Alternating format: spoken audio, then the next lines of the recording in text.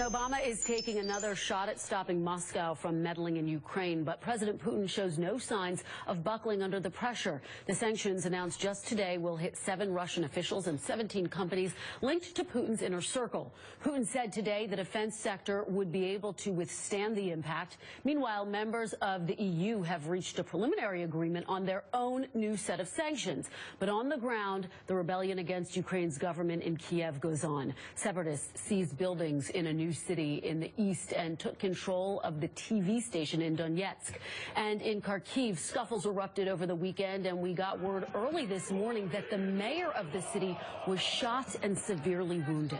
I'm joined now by California Republican Congressman Ed Royce, chair of the Foreign Affairs Committee, and he just returned from a trip to Ukraine. Thank you so much for joining us. We appreciate it. It's good to be with you. So you just got back from Ukraine, meeting with top officials there. Based on what you saw on the ground in Ukraine, are the sanctions that were announced today by the Obama administration enough?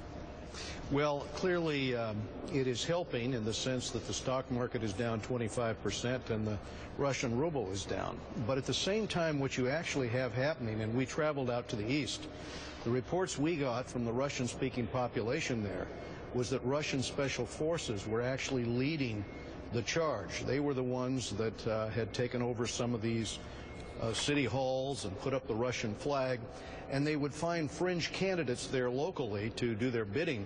But the actual muscle was supplied by Russian agents, and subsequently you've seen some of the photographs of Russian operatives who had done the same thing in Crimea and done the same thing in Georgia, and we're now on assignment in eastern Ukraine.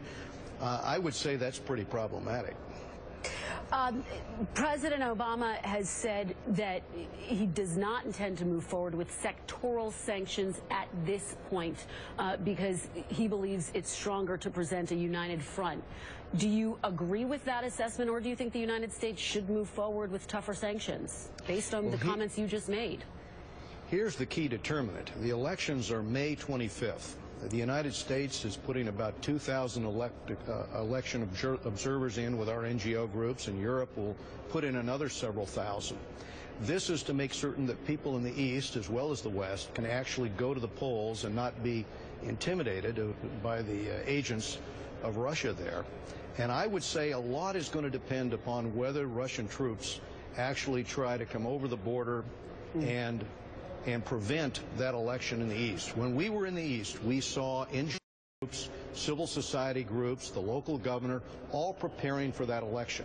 And what they felt the election was very important because it would give everybody the ability to go to the polls, including in the East, and elect a new government, a legitimate government.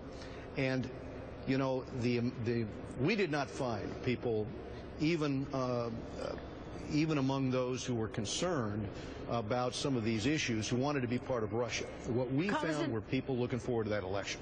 Congressman, over the weekend, Deputy National Security Advisor Tony Blinken said on Meet the Press he doesn't think that Putin is going to invade. Do you agree with that assessment?